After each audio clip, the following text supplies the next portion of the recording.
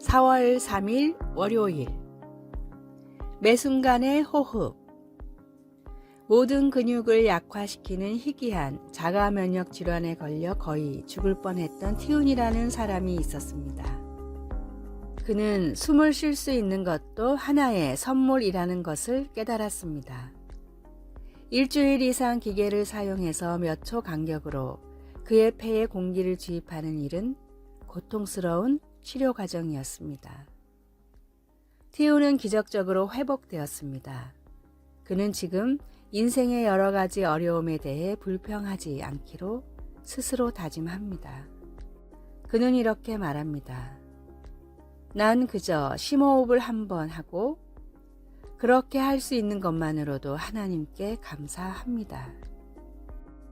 자신이 필요로 하고 원하는 것에만 집중하다 보면 때로는 인생에서 가장 작은 것이 가장 큰 기적일 수 있다는 사실을 잊어버리기가 쉽습니다. 에스겔의 환상을 통해 하나님은 선지자에게 하나님만이 마른 뼈들의 생명을 주실 수 있음을 보여주셨습니다. 힘줄과 살과 피부가 생긴 후에도 그 속에 생기는 없었습니다. 그들이 다시 살아날 수 있으려면 하나님께서 그들에게 생기를 불어넣으셔야만 했습니다. 이 환상은 이스라엘을 황폐함에서 회복시키겠다는 하나님의 약속을 보여주었습니다. 또한 하나님께서 호흡을 주시지 않으면 내가 가진 크고 작은 모든 것이 아무 소용이 없다는 사실을 일깨워 줍니다. 오늘 우리 삶의 가장 평범한 복에 대해 하나님께 감사하지 않으시겠습니까? 매일 어려움을 겪는 가운데 가끔은 멈추어 심호흡을 합시다. 말씀, 너희 위에 힘줄을 두고 살을 입히고 가죽으로 덮고 너희 속에 생기를 넣으리니 너희가 살아나리라. 또 내가 여호와인 줄 너희가 알리라 하셨다 하라. 에스겔 37장 6절. 찬송 429장 세상 모든 풍파 너를 흔들어. 기도. 하나님, 저에게 매 순간 호흡을 주셔서 감사합니다. 인생의 가장 작은 것들이 주는 가장 큰 기적들로 인해 감사드립니다. 아멘. 4월 4일 화요일.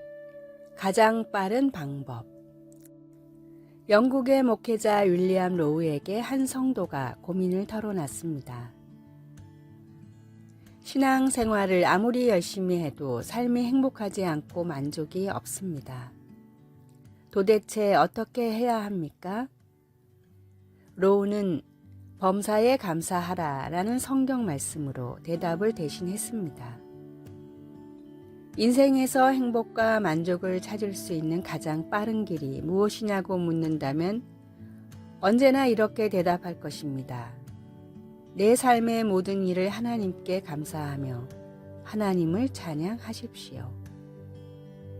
뉴욕의 저명한 외과의사 더글라스 박사는 외상을 방지하기 위해서 감사하는 마음을 가지라고 환자들에게 조언합니다.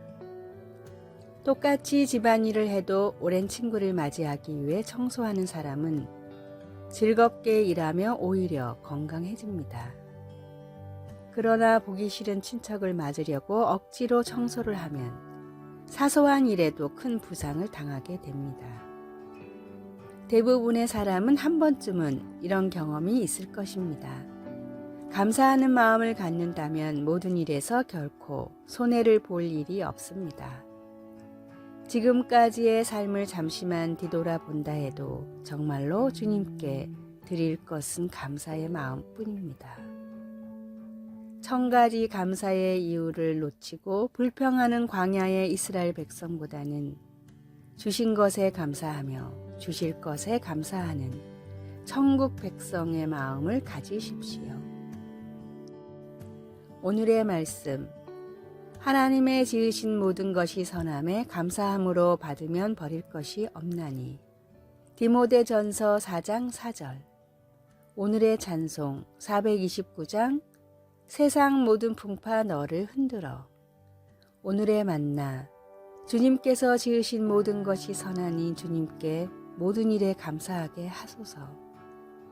오늘 그리고 이번 주에 주님께 감사할 제목을 적어보고 주님께 감사합시다.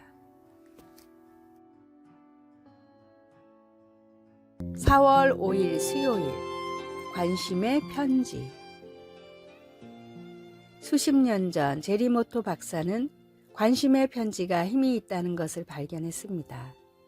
그의 연구는 이전에 자살을 시도했던 퇴원 환자에게 단순히 관심을 표현하는 편지를 보내는 것만으로도 재발 비율을 절반으로 줄일 수 있다는 것을 보여주었습니다. 최근에 의료 서비스 종사자들은 심각한 우울증의 후속 치료로 관심의 문자 메시지나 엽서, 심지어 소셜미디어로 메시지를 보내는 것도 이런 효과가 있음을 재확인했습니다. 성경 중에 21권의 책은 사실 여러 가지 이유로 어려움을 겪었던 초대 교회 신자들을 보살피기 위해 쓰인 사도들의 편지입니다. 바울과 야고보와 요한은 신앙과 예배의 기본을 설명하고 갈등을 어떻게 풀고 화합을 이룰 수 있는지 설명하기 위해 편지를 썼습니다. 그러나 베드로 사도는 특별히 로마 황제 네로에게 박해를 받고 있던 신자들에게 편지를 썼습니다. 그는 베드로전서 2장 9절에서 그들을 일컬어 하나님이 선택하신 민족이며 왕같은 제사장이며 거룩한 나라요 하나님의 소유가 된 백성이라고 묘사함으로써 그들이 하나님께 본질적인 가치가 있는 존재들임을 상기시켜 주었습니다. 이 말씀은 그들로 하여금 세상에서 그들을 향한 하나님의 위대한 목적, 즉 너희를 어두운 데서 불러내어 그의 기이한 빛에 들어가게 하신 이의 아름다운 덕을 선포하게 하려 하신다는 사실을 바라보게 해주었습니다. 하나님은 우리에게 관심과 돌봄으로 가득 찬 편지인 영감으로 쓰인 성경을 주셨습니다. 이 성경을 통해 우리는 하나님이 우리에게 부여해 주신 하나님의 소유로서의 그 가치를 기록으로 늘 지닐 수 있게 되었습니다. 말씀, 너희는 택하신 족속이여 왕같은 제사장들이요 거룩한 나라요 그의 소유가 된 백성이니 이는 너희를 어두운 데서 불러내어 그의 기이한 빛에 들어가게 하신 이의 아름다운 덕을 선포하게 하려 하심이라. 베드로전서 2장 9절. 찬송 202장 하나님 아버지 주신 책은. 기도. 사랑의 하나님, 성경을 주셔서 감사합니다. 아멘.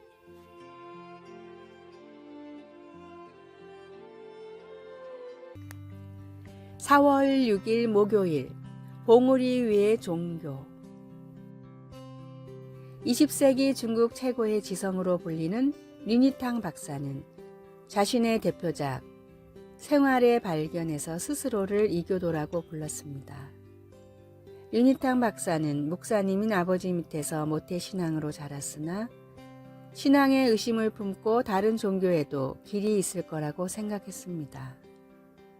이교도라는 표현은 기독교에만 길이 있다는 진리를 비꼬기 위한 의도였습니다. 그로부터 20년이 지나고 류니탕 박사는 이교도에서 기독교인으로 라는 자전적 수필을 썼습니다. 이 책에서 류니탕 박사는 이교도에서 다시 기독교인이 된 이유를 다음과 같이 밝혔습니다. 나는 그동안 다른 우물에 답이 있나 들여다보았습니다. 그러다 한 우물에 빠졌는데 그곳에서는 내가 전생에 저지른 일 때문에 우물에 빠진 것이다 라는 말만 했습니다. 어떻게 기어나와 다른 우물에 빠졌는데 이번엔 쓸데없는 짓 하지 말고 똑바로 살아 라는 책망만 들었습니다. 우물에 빠진 나를 구하기 위해 누군가 직접 줄을 메고 내려온 종교는 기독교뿐이었습니다. 리니탕 박사는 세상의 많은 종교들은 저마다의 높은 봉우리를 가지고 있으나 예수 그리스도만이 모든 봉우리 위에서 빛을 볼 수 있게 한다고 말했습니다. 좋은 종교는 많지만 진리는 하나뿐입니다. 유일한 구원의 방법인 예수 그리스도를 절대 떠나지 마십시오. 오늘의 말씀, 다른 이로서는 구원을 얻을 수 없나니 천하 인간의 구원을 얻을 만한 다른 이름을 우리에게 주신 일이 없음이니라 하였더라.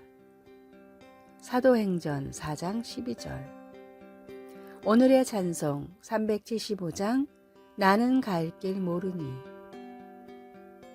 오늘의 만나, 세상에 존재하는 유일한 진리의 말씀을 힘써 전하게 하소서. 주님의 이름이 세상의 유일한 진리임을 의심하지 맙시다. 4월 7일 금요일, 슬픔이 변하여.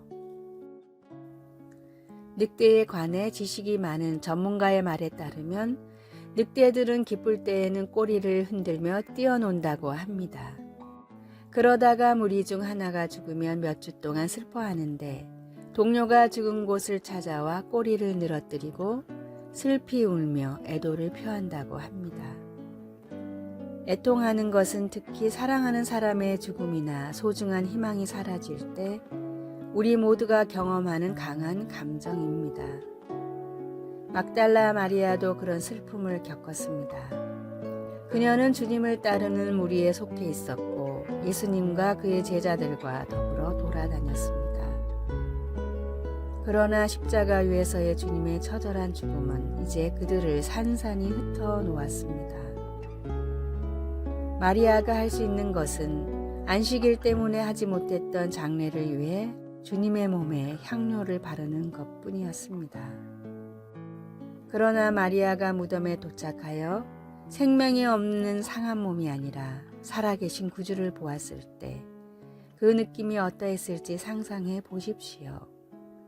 마리아는 처음에 자기 앞에 서 있는 사람을 알아보지 못했지만 그분이 자기 이름을 부르는 음성을 듣고 그분이 바로 예수님이라는 것을 알았습니다. 그 순간 슬픔은 기쁨으로 변했습니다. 마리아는 이제 내가 주님을 보았어요 라고 기쁜 소식을 전할 수 있었습니다.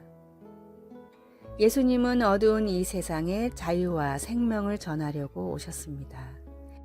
주님의 부활은 그가 시작한 일을 마침내 성취하셨다는 사실을 기리는 의미가 있습니다. 우리도 마리아처럼 주님의 부활을 기뻐하며 주님이 살아계시다는 복된 소식을 전할 수 있습니다. 말씀, 막달라 마리아가 가서 제자들에게 내가 주를 보았다 하고 또 주께서 자기에게 이렇게 말씀하셨다 이르니라. 요한복음 20장 18절. 찬송 293장 주의 사랑 비칠 때에. 기도, 예수님, 주님의 부활과 주님 안에서 누릴 수 있는 새 생명을 기뻐하며 찬양합니다. 아멘.